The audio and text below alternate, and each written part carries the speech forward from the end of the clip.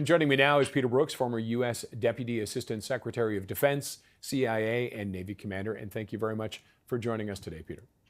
Thanks for having me. What are the options for the U.S. right now?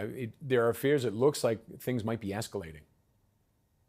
Well, I think, obviously a counterstrike and retribution is critical here. But the United States, as they said, will do it at a time and place of their choosing.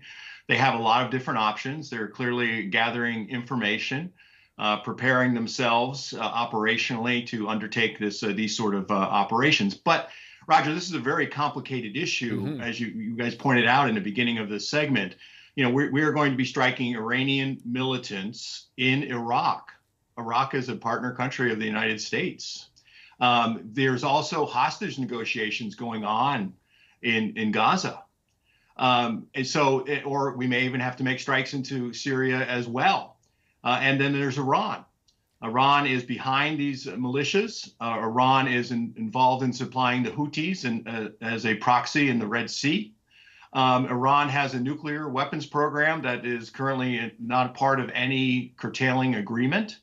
And it has a very capable military force in the IRGC, and it has other proxies such as Hezbollah, who operates out of Lebanon.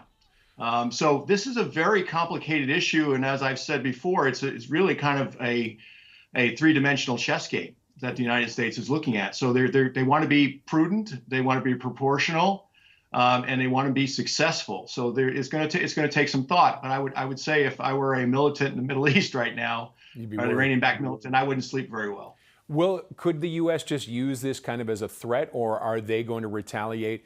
And what kind of targets might they see? And then, of course, the big question, what would Iran do after? They said they won't be bullied. Right. Well, look, I think there's going to be a kinetic strike. There's no question about it. I mean, this attack against the United States that resulted in the death of 3 American soldiers who are returning to the United States today. As a matter of fact, President Biden will go out to meet them. So there will be a kinetic strike. I'm sure it will degrade their capability, and the objective will be to restore deterrence. In other words, don't do this again. But there will be punishment. Since there's some time here, I would imagine that Iranian advisors have probably left. There are questions floating around Washington as to whether the Iranians knew in full that Kataib Hezbollah, or the Islamic resistance movement, was going to do this.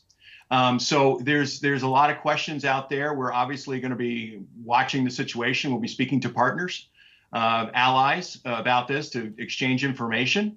And then, of course, take into the entire Middle East into account. I'm not sure what Iran will do. We had a very tense situation in 2020, as you remember.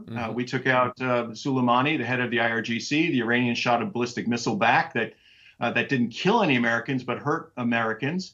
And so I think this is, there was that sort of tension, but nobody wants a wider war in the Middle East. And I think most of all, Iran doesn't, because they're less capable and less powerful than the United States. All right, Peter, thank you very much for your analysis. You're welcome. Peter Brooks is former U.S. Deputy Assistant Secretary of Defense, CIA, and Navy Commander.